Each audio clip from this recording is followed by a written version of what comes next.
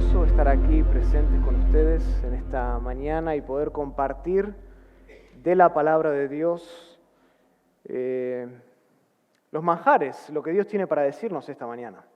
Estoy realmente agradecido a los líderes, a los pastores, gracias a Jonathan, a todos los Jonathan. Cada vez conozco más Jonathans en la iglesia. Estaba tal vez pensando cambiarme mi nombre de Lucas a Jonathan para seguir con el flujo acá, pero muchas gracias a todos los pastores que vieron con buenos ojos el hecho de que mi persona hoy pueda estar aquí abriendo el libro de Dios. Lo tomo como una vez más un honor. ¿Trajeron sus Biblias? Amén. Gracias al pastor Jonathan también por ese primer mensaje que preparó el terreno para lo que sigue durante todo el día. Hoy quiero ver con ustedes el compromiso de un ministro exitoso, el compromiso de un ministro exitoso. ¿En qué consiste ese compromiso y en qué consiste un ministro exitoso? Como vimos, la centralidad de la Escritura en el púlpito es la marca distintiva de todos los verdaderos ministros. La centralidad de la Escritura lo es. Acompáñenme a 2 de Timoteo, capítulo 3. 2 de Timoteo, capítulo 3.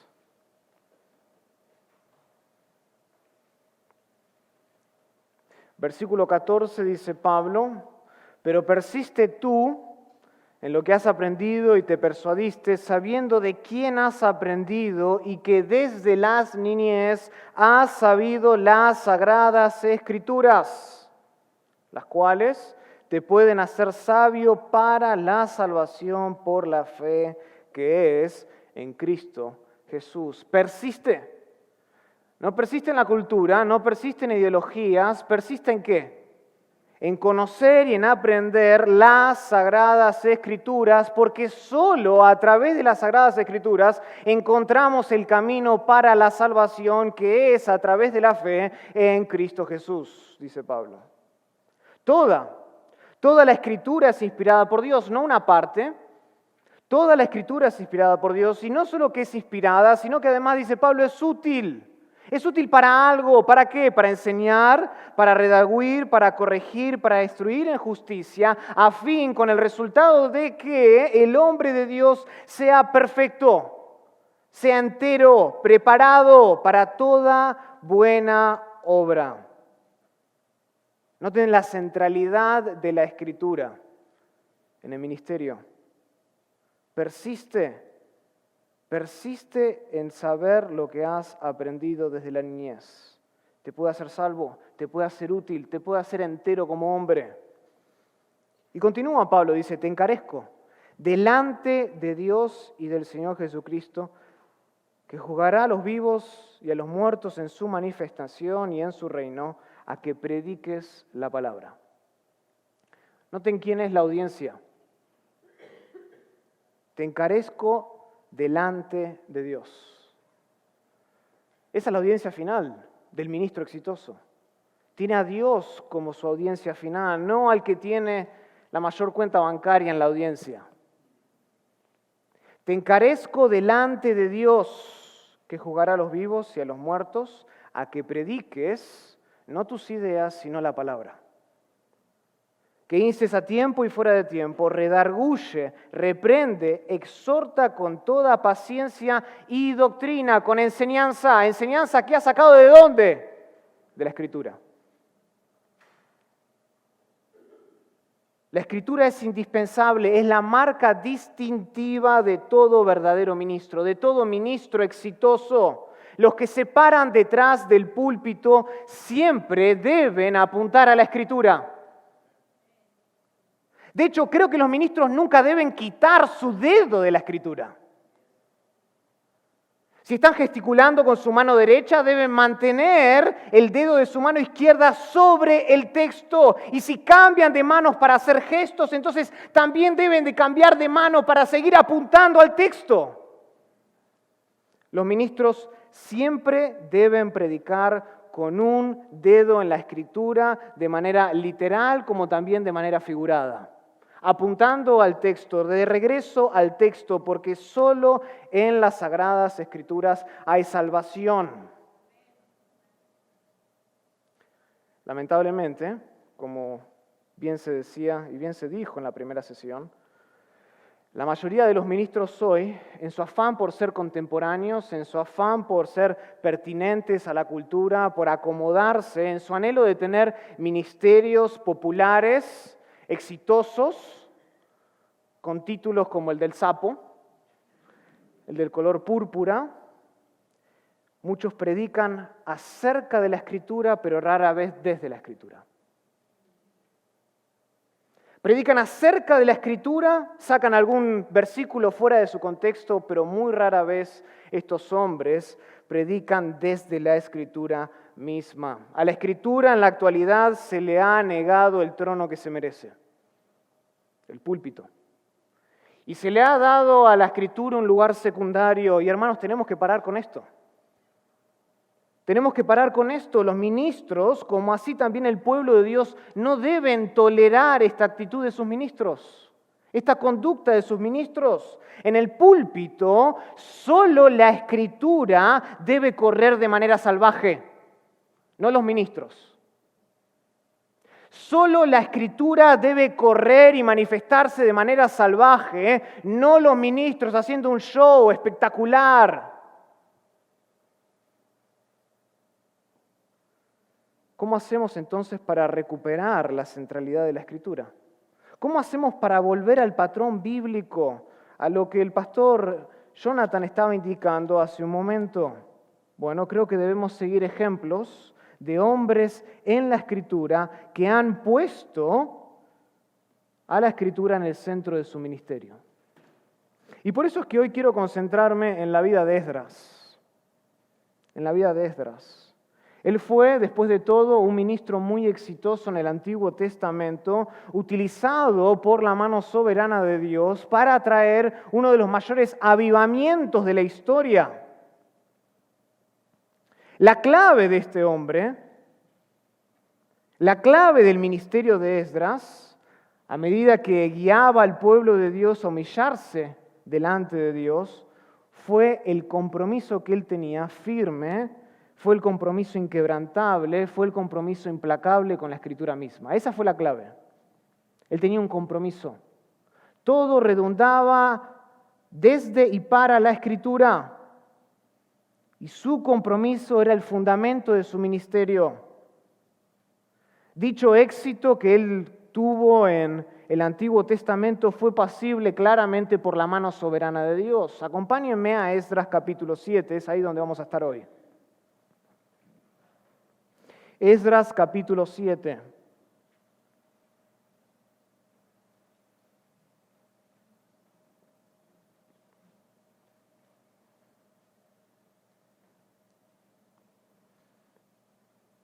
Leíamos hace un instante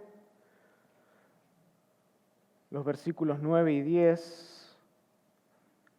Quiero que leamos el versículo 6 del capítulo 7 de Esdras. Dice, Esdras subió de Babilonia, era escriba diligente en la ley de Moisés, que Jehová, Dios de Israel, había dado, y le concedió el rey todo lo que pidió. ¿Por qué? Dice el texto, porque la mano de Jehová su Dios estaba sobre Esdras. Salten al versículo 9. Porque el día primero del primer mes fue el principio de la partida de Babilonia, y al primero del mes quinto llegó a Jerusalén, estando con él ¿qué?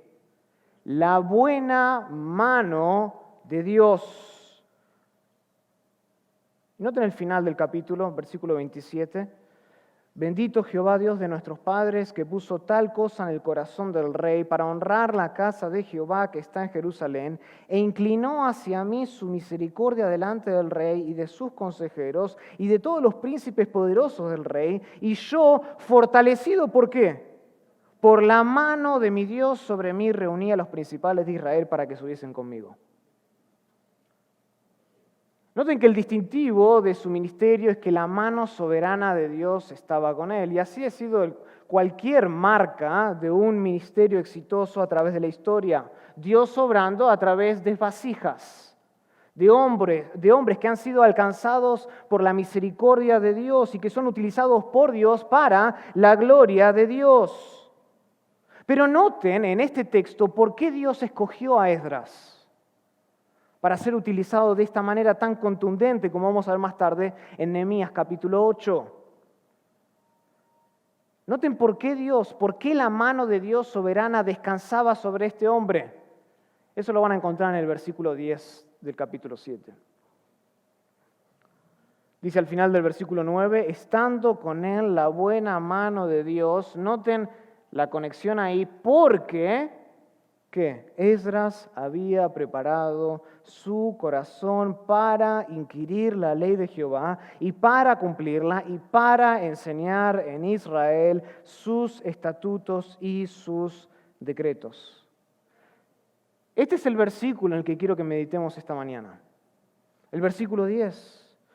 En este versículo me quiero concentrar con ustedes hoy. ¿Por qué? Porque proporciona en la persona de Esdras el prototipo que cada ministro debe seguir, debe tener para poder tener un compromiso o un ministerio exitoso. Este es el prototipo. Si queremos que la mano buena de Dios descanse sobre nosotros y sobre nuestros ministerios, debemos seguir el prototipo, el ejemplo de Esdras. Pero antes de eso vamos a orar. ¿Les parece bien? Inclinemos nuestro rostro. Querido Padre, te damos muchísimas gracias. Gracias, Señor, porque tenemos la oportunidad de reunirnos de manera libre, en armonía, Señor, venir delante de ti y escuchar lo que tienes para decirnos a través de tu palabra.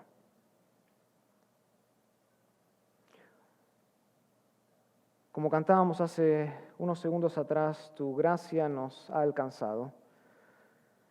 Tu misericordia que se renueva cada mañana, Señor, nos recuerda de nuestro pecado, pero también de la esperanza que hay en Cristo Jesús, por la cual todos nuestros pecados han sido borrados en aquella cruz, para que nosotros podamos tener esperanza en esta vida, Señor, no una esperanza solamente en esta vida, sino en la que viene.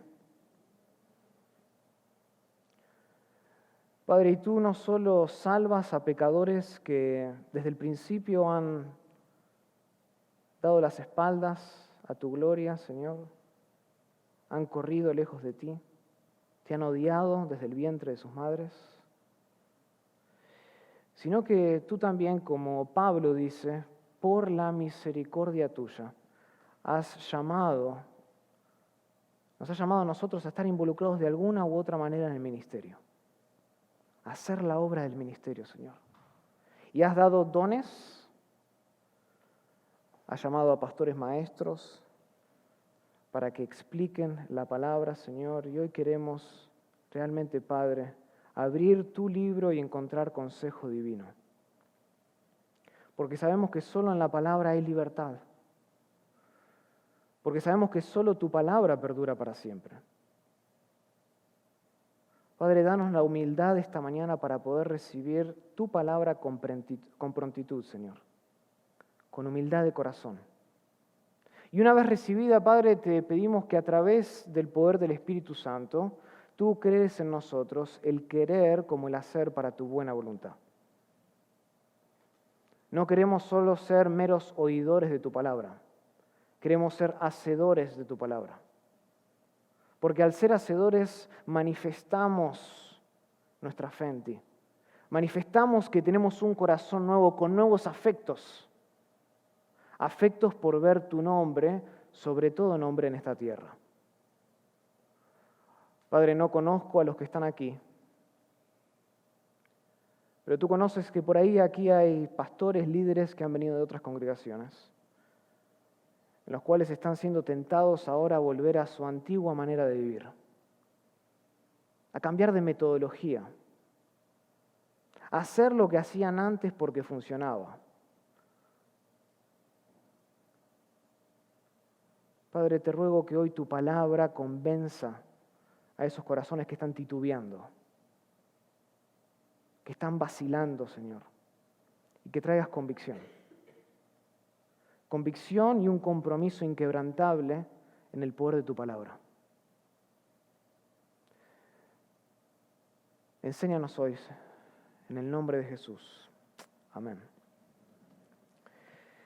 El prototipo dice que Esdras había preparado su corazón para inquirir la ley de Jehová y para cumplirla y para enseñar en Israel sus estatutos y sus decretos. Si están tomando notas, el primer paso, o lo primero que debe hacer un ministro que está comprometido con Dios y con la palabra de Dios y que quiere tener un ministerio exitoso es esto. Lo primero, debe estudiar la Escritura. Debe estudiar la Escritura. Esdras era un estudiante. Él era un estudiante, y no solo cualquier tipo de estudiante, él era un estudiante diligente. Un estudiante que perseveraba. Su compromiso a largo plazo en la vida era, dice el versículo 10, inquirir, estudiar. Ese era su compromiso. Este verbo conlleva la idea de buscar con interés, de indagar con cuidado. Por ejemplo, acompáñenme a Levíticos capítulo 10. Levítico capítulo 10.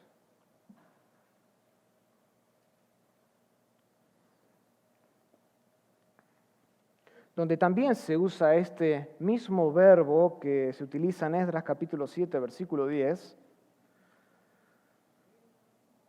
En Levítico, capítulo 10, versículo 16, dice que Moisés preguntó por el macho cabrío de la expiación y se halló que había sido quemado y se enojó.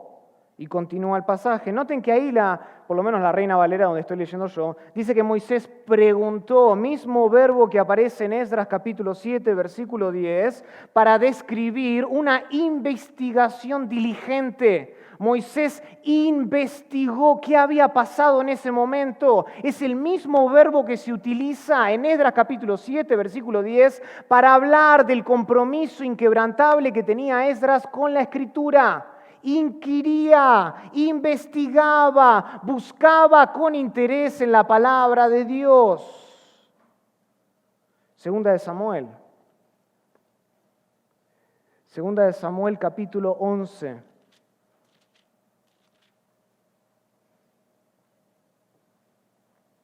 ¿Recuerdan este capítulo? David y Betsabé.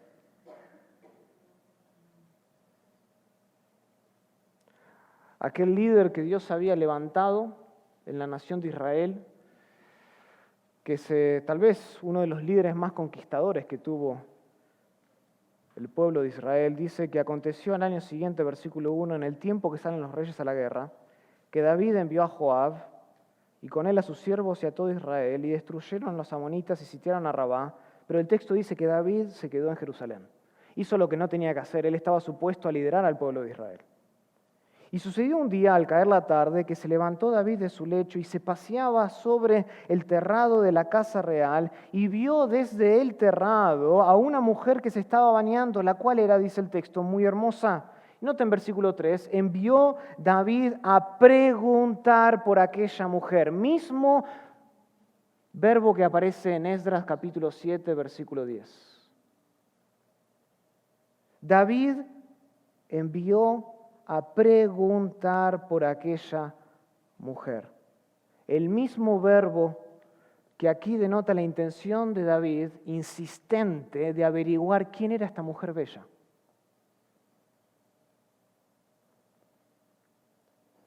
También ocurre en Jeremías, capítulo 29, versículo 7. Jeremías, capítulo 29, versículo 7 dice, procurad la paz de la ciudad a la cual os hice transportar, y rogad por ella a Jehová, porque en su paz tendréis vosotros paz. Procurad, mismo verbo que antes se tradujo como preguntar, mismo verbo que en Esdras capítulo 7:10 aparece como inquirir, acá se traduce como ¿qué? Procurar, buscar fervientemente. El profeta le dice a los exiliados, busquen con fervor la paz y el bienestar de la ciudad. Por lo tanto, si volvemos a Esdras capítulo 7, versículo 10, estudiar, inquirir, incluye ideas tales como procurar con cuidado, preguntar con interés, escudriñar. Esa es la idea. O sea, estudiar la palabra de Dios para Esdras no era un hobby, no era un pasatiempo, más bien, estudiar la palabra de Dios para Esdras era un deseo profundo que estaba arraigado en un compromiso que definía su existencia. Eso definía su existencia, eso definía su ser como ministro, un compromiso inquebrantable con conocer en lo profundo la palabra de Dios. Y noten, aunque estudiar es una práctica loable en sí misma, es el objeto del estudio de Esdras lo que hace que su compromiso sea infinitamente más valioso. Hay gente que estudia, que le encanta estudiar. A mí me gusta estudiar, pero no por eso me hace un ministro más exitoso. Es el objeto de lo que estudiamos lo que es infinitamente valioso. Noten que dice el texto, Esdras 7, versículo 10, que él había preparado su corazón para inquirir, para estudiar con profundidad ¿la qué? La ley de Jehová. La ley de Jehová, ese era el objeto. Esdras indagó todo el consejo de Dios escrito en la Escritura, dominando su contenido de arriba a abajo y explorando todas las partes de la ley de Jehová. No es de extrañar entonces que se le haya descrito en este mismo capítulo antes a Esdras como un escriba diligente. Noten en el versículo 6. Este Esdras subió de Babilonia, era escriba diligente. Era un hombre que trabajaba, que hacía lo que tenía que hacer. Él estudiaba diligentemente la palabra de Dios. Era muy entendido, estaba muy versado con la palabra de Dios. Noten lo que el texto está diciendo. El conocimiento superficial de la Escritura no le daba ningún tipo de satisfacción a Esdras. El mero hecho de hojear las páginas de las Escrituras, la superficie de la revelación de Dios, no era lo suficientemente bueno para él. Él no se conformaba con solamente citar un versículo desde arriba del púlpito, sacarlo de contexto y dar sus propias ideas. No. Dice que Esdras investigaba profundamente las verdades del libro de Dios, indagaba meticulosamente la palabra de Dios, escarbaba todas las partes de la ley de Jehová y se esforzaba mucho, pero mucho, para entender el significado, porque sabía que ningún versículo de la Biblia cede su significado al perezoso. Ningún versículo de la Biblia cede su sentido al que es perezoso. Por eso se llama la obra del ministerio. Porque hay que trabajar, porque es arduo el ministerio. El ministerio no es para el perezoso, para el flojo, y menos la predicación. Y mucho menos la predicación.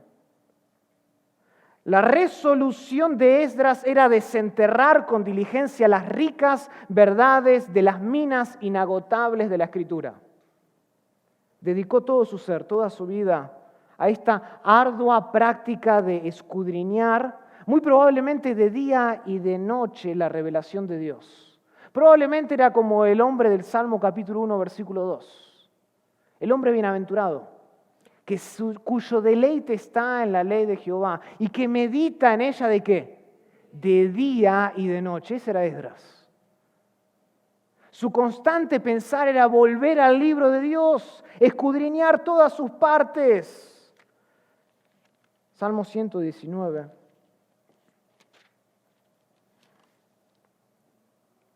Versículo 97, probablemente estas serían las mismas palabras que Esdras habría dicho. Oh, cuánto amo yo tu ley, todo el día es ella mi meditación. Cuánto más esa debe ser la expresión del ministro, del que lidera la iglesia, del que le debe dar de comer al pueblo de Dios. Todo el día es ella mi meditación. Amo yo tu ley. La estimo. Y la estimo tanto que la estudio mucho. Ahora, curiosamente, no se hace ninguna mención directa, ni en este versículo ni en el resto del Antiguo Testamento, acerca de los hábitos de estudio de Esdras. No se nos dice cómo estudiaba ni cuándo estudiaba.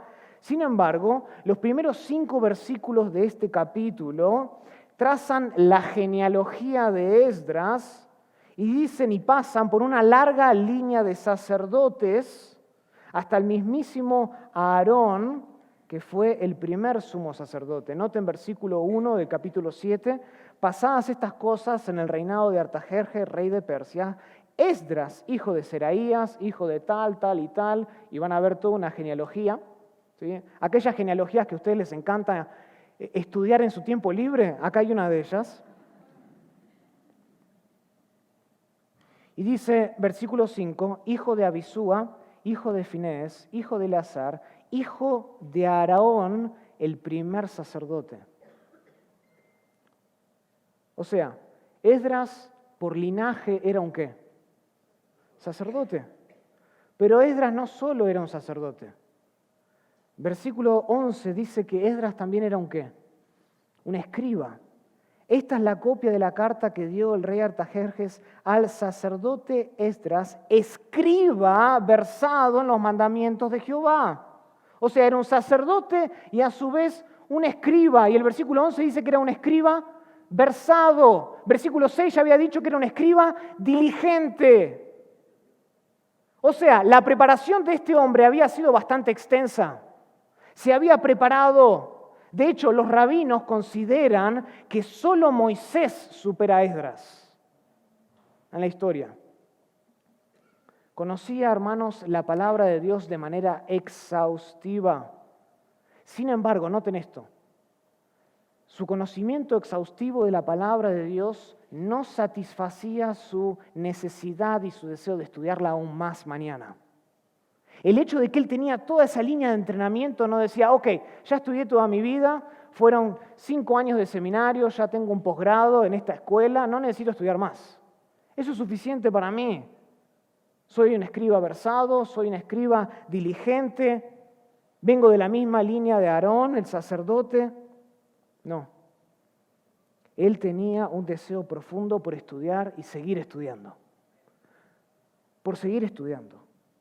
Esdras aceptó plenamente su identidad como estudiante de por vida. Esa es la identidad del ministro. Si el ministro tiene que ser algo, tiene que ser un estudiante de por vida. Y nunca dejar de aprender. Nunca dejar de aprender. Debemos hacer lo mismo. Nunca debemos pensar que podemos inquirir demasiado o ser lo suficientemente leídos en la palabra de Dios. La Escritura merece nuestro estudio más meticuloso, independientemente de cuánto o cuán competentes nosotros mismos pensemos que somos en nuestros propios ojos o en los ojos de los demás. Independientemente de eso, independientemente de cuántos años de escuela hayamos tenido, independientemente de cuántas tarjetitas o cuántas personas se acerquen al final del sermón y te digan, qué buen mensaje. El ministro debe seguir esforzándose. Hermanos, ministros que me escuchan aquí, acepten su condición de que son finitos delante de Dios. Y que Dios es, por naturaleza, gloriosamente infinito.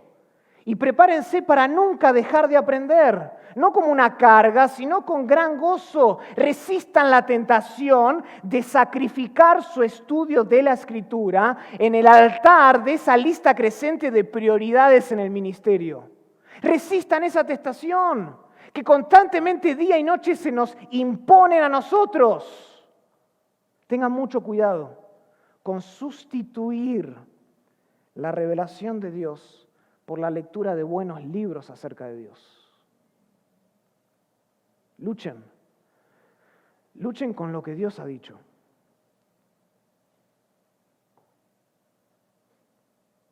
Y reconozcan esto, reconozcan que el ministerio es un ministerio de estudio.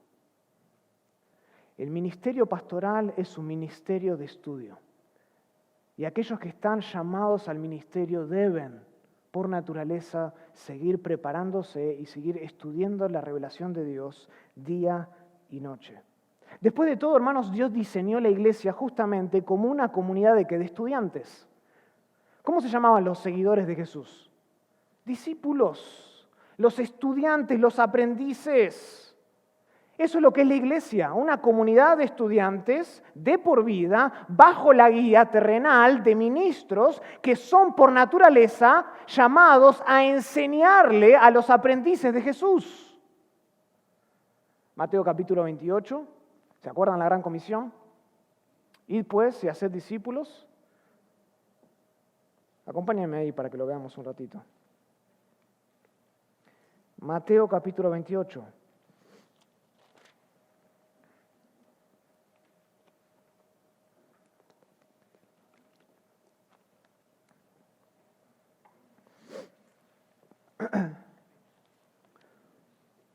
Mateo capítulo 28, ¿lo tienen?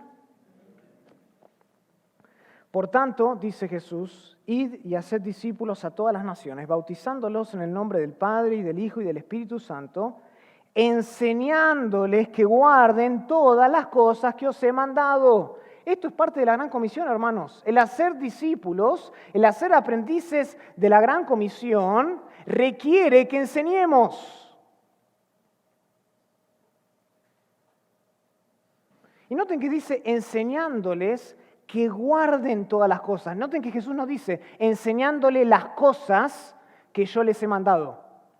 Porque eso lo puede hacer un perico. A un perico yo le puedo enseñar varias cosas y que la repita, ¿no? Pero el punto de hacer discípulos no es tener gente que solo sepa devolverme la información, recitar información. Dice enseñándoles que guarden. Porque el compromiso de todo ministro debe ser enseñar a otros las verdades de Dios para que sus vidas sean transformadas a la imagen de Jesús. Ese es el punto. Hebreos capítulo 13, versículo 7. Acordaos de vuestros pastores que os hablaron la palabra de Dios. Noten que no dice, acordaos de vuestros pastores que les dieron el consejo del día, que fueron a Panda Express, rompieron la galletita y se agarraron y de ahí sacaron un mensaje.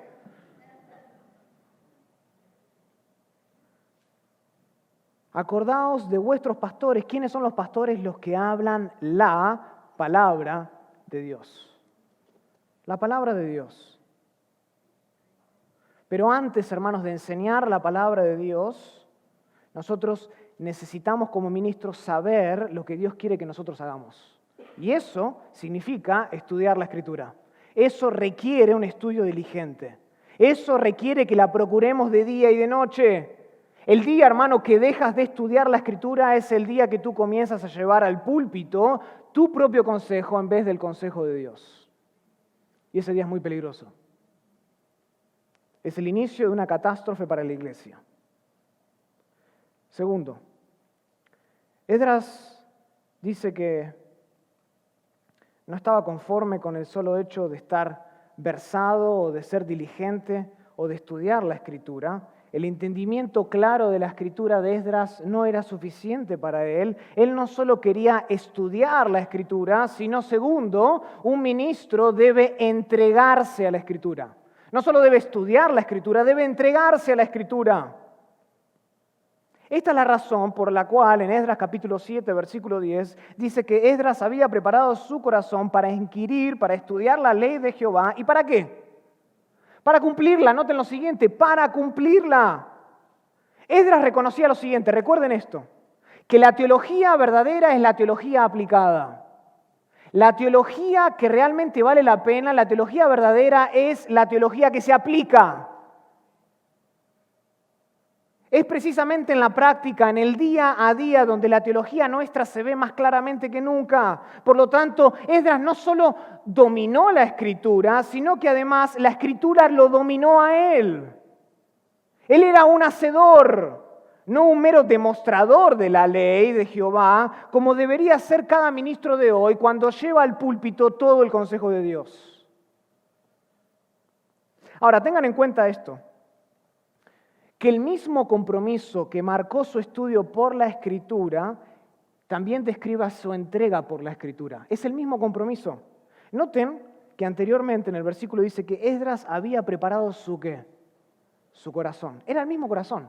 El mismo corazón que tenía un compromiso inquebrantable por estudiarla, es el mismo corazón que tenía un compromiso por aplicarla, por entregarse a la palabra de Dios. Él había dedicado su corazón a practicar la ley de Jehová que había estudiado. Esta era la resolución de su vida.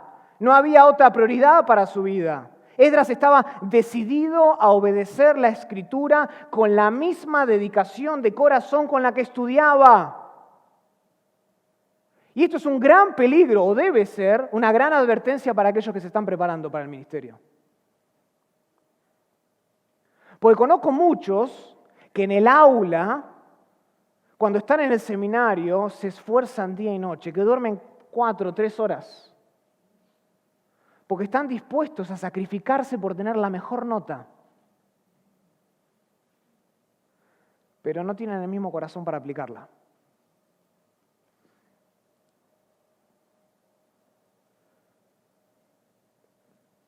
Y esto es justamente lo que marca el contraste con los escribas de los días de Jesús.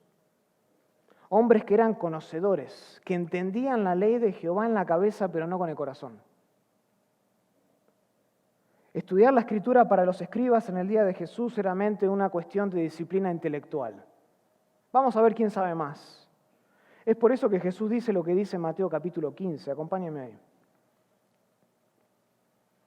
Mateo capítulo 15.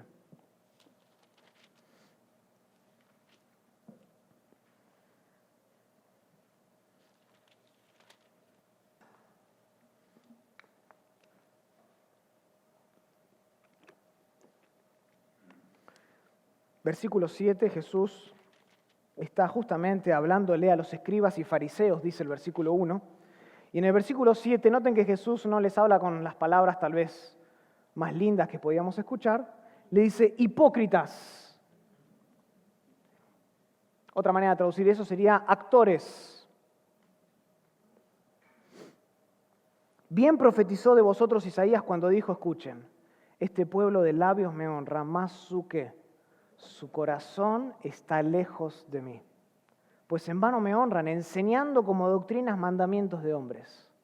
Su corazón está lejos de mí. No compartían el mismo corazón para aplicar la palabra con el que habían estudiado la palabra de Dios. Esdras estudió la Escritura sin reservas. Se entregó completamente a ella, con un profundo deseo interno de aplicar esos principios que estaba aprendiendo de la Escritura para todas las circunstancias de la vida. Este modelo de estudio diligente que conduce a una vida disciplinada no es nuevo en el Antiguo Testamento. Por ejemplo, observen lo siguiente, la vida de Moisés, Deuteronomio capítulo 31. Esto no era nuevo. En este sentido, Esdras no era un revolucionario. Esdras capítulo 31, y vamos a volver a este pasaje en la segunda sesión. Deuteronomio capítulo 31 dice lo siguiente, versículo 10. Y les mandó Moisés diciendo, al fin de cada 7 años, en el año de la remisión, en la fiesta de los tabernáculos, cuando viniere todo Israel a presentarse delante de Jehová tu Dios en el lugar que él escogiere, le harás que esta ley delante de todo Israel, oído de ellos, harás congregar al pueblo, varones y mujeres y niños, y tus extranjeros que estuvieran en tus ciudades, ¿para que qué? ¿Cuál es el propósito? Para que oigan, para que aprendan y teman a Jehová vuestro Dios y cuiden de cumplir todas las palabras de esta ley. Noten que oír la palabra de Dios conduce a aprender la palabra de Dios, que crea en uno el sentido del temor de Jehová, y el temor de Jehová nunca está separado de una conducta de piedad. Dice, ¿para que qué? Para que hagan, para que cumplan todas las palabras de la ley. Esdras no era un revolucionario, Moisés ya había dicho esto. Josué capítulo 1. Muchos saben este versículo de memoria. Josué capítulo 1, versículo 8, nunca se apartará de tu boca este libro de la ley, sino que de día y de noche, como el salmista en el Salmo 1, versículo 2, meditarás de él. ¿Para que qué? ¿Cuál es el propósito? Para que guardes y hagas conforme a todo lo que en él está escrito, porque entonces harás prosperar tu camino y todo te saldrá bien. Conocer la palabra de Dios debe conducir a una teología aplicada, a una teología que cambia mi vida radicalmente. En el Nuevo Testamento encontramos esto, también se repite varias veces, por una cuestión de tiempo no lo vamos a ver. Mateo capítulo 7, pueden anotarlo ahí, versículo 24, Mateo capítulo 7, versículo 26. Juan capítulo 13, versículo 17, cuando está Jesús, recuerdan, lavándole los pies y un mandamiento nuevo les doy, 13, 17. En el Nuevo Testamento también lo vimos en la epístola de Santiago, Santiago capítulo 1, versículo 22 al 25. Santiago insiste en hacer lo que dice la Escritura y no simplemente en escucharla. Es muy importante hacer. Tengan cuidado, hermanos. Escuchen. La Escritura puede estudiarse sin obedecerse. Y eso es un peligro. Eso es un peligro constante. La Escritura puede estudiarse meticulosamente sin ser aplicada. Pero sepan esto, el estudio de la Escritura es inútil hasta que tú te entregas a ella. Es inútil. Hasta que te ejercites en la piedad, como dice 1 Timoteo capítulo 4, versículo 7. Entonces, aplíquense a la Escritura y la Escritura ustedes mismos con todo su corazón. Este compromiso diario debe ser imitado, por supuesto, por todos los cristianos, no solo por los líderes, en cualquier momento y en cualquier lugar. Así que dediquen su corazón. Si ustedes no están llamados a liderazgo, no significa que no deben hacer esto. Dediquen todo su corazón por completo a rendirse ante lo que estudian de la Escritura, especialmente si eres un ministro. Especialmente si eres un ministro. ¿Por qué? Porque según Santiago capítulo 3, versículo 1, seremos juzgados más severamente. O sea, no solo debes ser apto para enseñar, como dice Pablo en 1 Timoteo capítulo 3 y en Tito capítulo 1, sino que también debes ser ¿qué? Irreprensible. Debe ser irreprensible, un hombre de integridad. Practica lo que predicas. Y dedica todos tus esfuerzos a practicar lo que aprendes en la Escritura de inmediato, lo más pronto posible. Es decir, ponlo en práctica antes de predicarlo.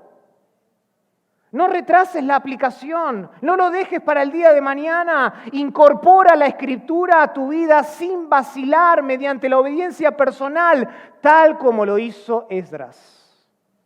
¿Por qué? Porque la teología aplicada es la plataforma desde la cual se desenvuelve tu ministerio público de enseñanza. La teología aplicada a una vida cambiada es la plataforma ideal para un ministerio exitoso. Entrégate enseguida con la misma dedicación de corazón con la que estudias la Escritura para tener éxito en el ministerio.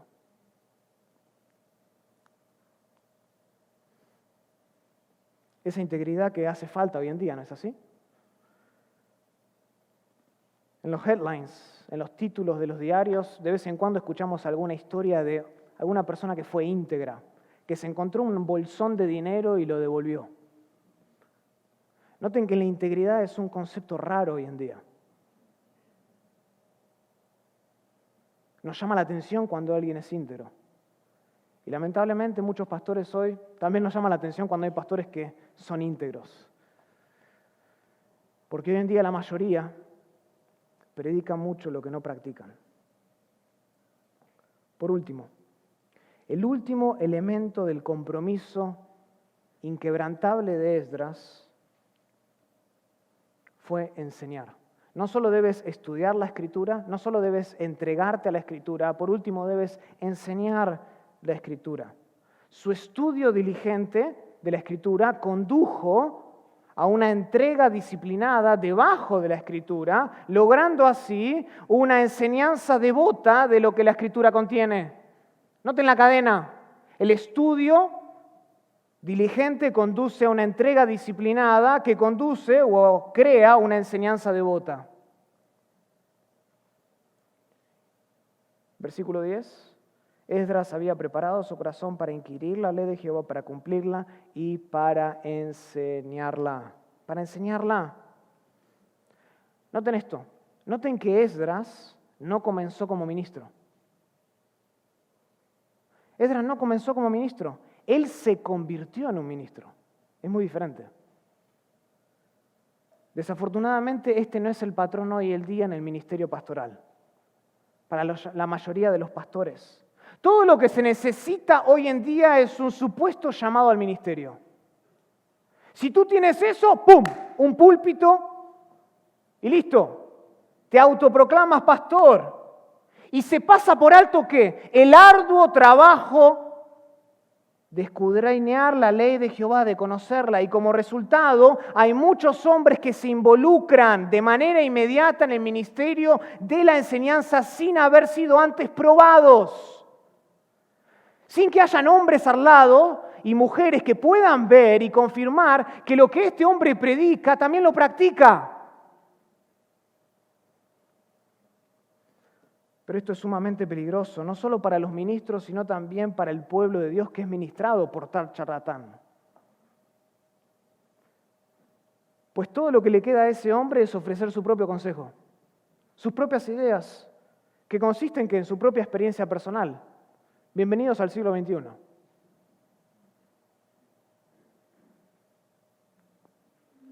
Ese hombre no puede compartir las riquezas de la palabra de Dios.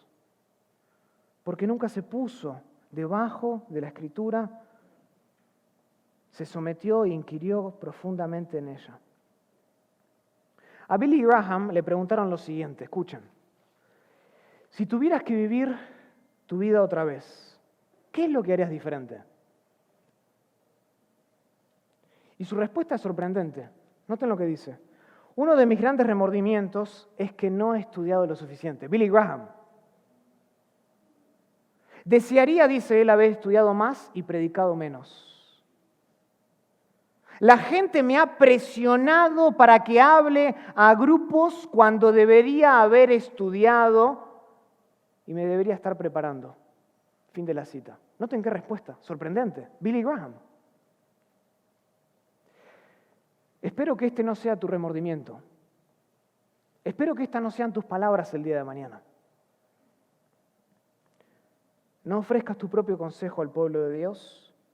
Deja de disfrazar tus simples opiniones humanas con alguna cita bíblica. Nadie quiere escuchar tu propio punto de vista. Nadie. Además, ¿de dónde sacaste la idea de que Dios va a bendecir tus sugerencias personales? Los hombres y las mujeres no pueden vivir solamente de ideas.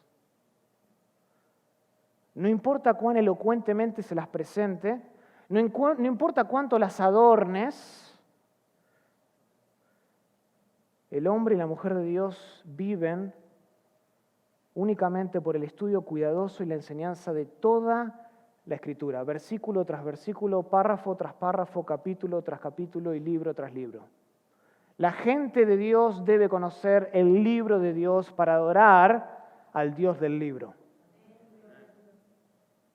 Esta es la verdadera naturaleza de la predicación que Dios bendice.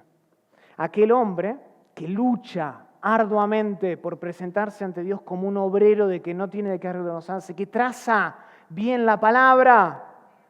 Esdras dedicó todo su ser, sin reservas, a la enseñanza de la Escritura. Esta era la pasión de su vida, esto era lo que lo consumía en la noche, enseñar la palabra. No había nada más que él prefería hacer, sino enseñar en Israel los estatutos y los decretos de Jehová. Él quería alcanzar a la nación entera con toda la ley de Jehová, no solo con las partes que más le gustaba. Su compromiso era pasar largos periodos de tiempo estudiando la Escritura para el beneficio del pueblo. Y finalmente Dios concedió ese deseo. Finalmente Dios concedió ese deseo.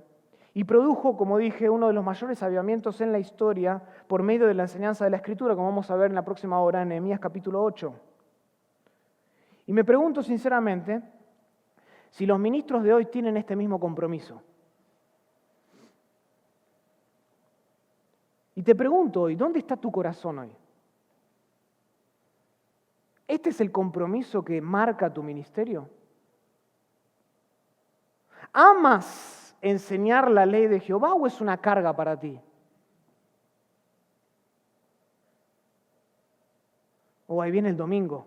Mi amor, dame un chistecito para que pueda enseñar de ahí alguna ilustración. O como aquel pastor que ya tenía el mensaje, solo le faltaba la cita. Entonces lo preparaba desde que manejaba a su casa hasta que llegaba al servicio. ¿Amas enseñar la ley de Jehová o te es una carga? ¿Hay algo más que preferirías hacer con tu vida si pudieras? ¿O te ves verdaderamente comprometido con todo tu corazón a enseñar, a estudiar y a entregarte a la Escritura de Dios? Si te ves haciendo otra cosa, déjame darte un consejo. Hazlo. Hazlo. Deja de enseñar, bájate del púlpito y dáselo a alguien que esté realmente llamado al ministerio.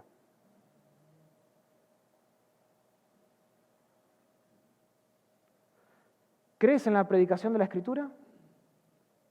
Y por creer me refiero a si realmente amas lo que enseñas. ¿Lo amas profundamente? Si este amor no es evidente en tu vida cotidiana, entonces es muy probable que no tengas un gran efecto en el pueblo de Dios que estás ministrando. No hay nada que tendrá un mayor impacto en tu predicación que hacer lo que sabes, practicar lo que predicas. Por favor, no enseñes a otro lo que tú mismo no estás poniendo en práctica, porque eso es hipocresía absoluta. No te va a hacer ningún bien. Solo te hará más semejante a los escribas y fariseos de los tiempos de Jesús. En lugar de eso, sigue el ejemplo del ministerio de nuestro Señor Jesucristo, que se describe en Hechos capítulo 1. Noten esto. Hechos capítulo 1.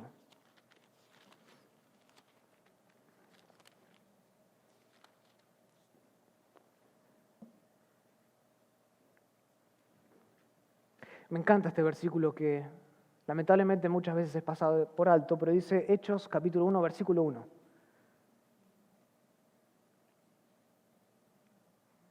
En el primer tratado, oh Teófilo, hablé acerca de todas las cosas que Jesús comenzó a ¿qué? A hacer, noten el orden, a hacer y a enseñar. A hacer y a enseñar. Su hacer correspondía a su enseñanza y su enseñanza correspondía a su hacer. ¿Era un hombre de integridad Jesús? Claro que sí. De hecho, a menudo su enseñanza era meramente una explicación de su práctica diaria que se asemeja así al obediente patrón personal de la vida de Esdras. Un hombre que predicaba lo que hacía y practicaba lo que predicaba. Hermano, enseña públicamente lo que practicas en la vida privada. Enséñalo.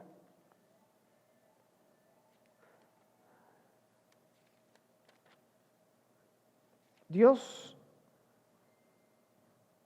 solo tuvo un hijo y lo hizo un predicador. Marcos capítulo 1, versículo 14 dice, después que Juan fue encarcelado, Jesús vino a Galilea predicando. Dios tuvo solo un hijo y lo hizo un predicador. Enseñar, hermanos, la Escritura es el llamado más grande que cualquiera de nosotros pueda tener en la vida. Es un llamado demasiado alto, demasiado glorioso para que cualquiera pueda predicar cualquier cosa por cualquier razón y de cualquier manera. Hay un estándar. Hay un patrón, hay un prototipo. Síguelo. Síguelo. Estudia la Escritura, entrégate a la Escritura y enseña la Escritura. Es fundamental no cambiar ese orden. No enseñes a lo que no te hayas entregado, ni tampoco enseñes lo que no has estudiado. Mantén ese orden, es la única manera de que nuestro estudio se salve de la irrealidad, que la disciplina o la vida disciplinada se salve de la incertidumbre y que la enseñanza se salve de la falta de sinceridad y de superficialidad. Sigue el patrón de Esdras, hermano. Estudia, entrégate, enseña. Oremos al Señor. Querido Padre, te damos gracias por este día. Gracias, Señor, por tu palabra, la cual es clara. Señor, tu palabra, la cual nos guía, nos da vida, nos da esperanza. Repercute para la eternidad, Señor. Gracias por cada hombre que está aquí, Señor, a cual tú has llamado para la obra del ministerio. Te pido que este mensaje invite a la autoexaminación. Que nos podamos poner debajo de la lupa penetrante de la palabra de Dios y que dejemos que el libro muestre en nosotros aquellas cosas que hacen falta, Señor.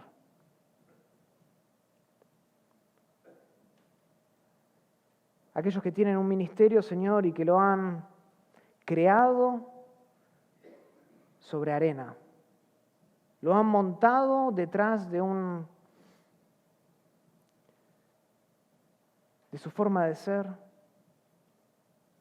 de su forma carismática de ser. Ayuda a que cada uno, Señor, se autoexamine con el poder de tu palabra a través del Espíritu Santo y que traiga cambio.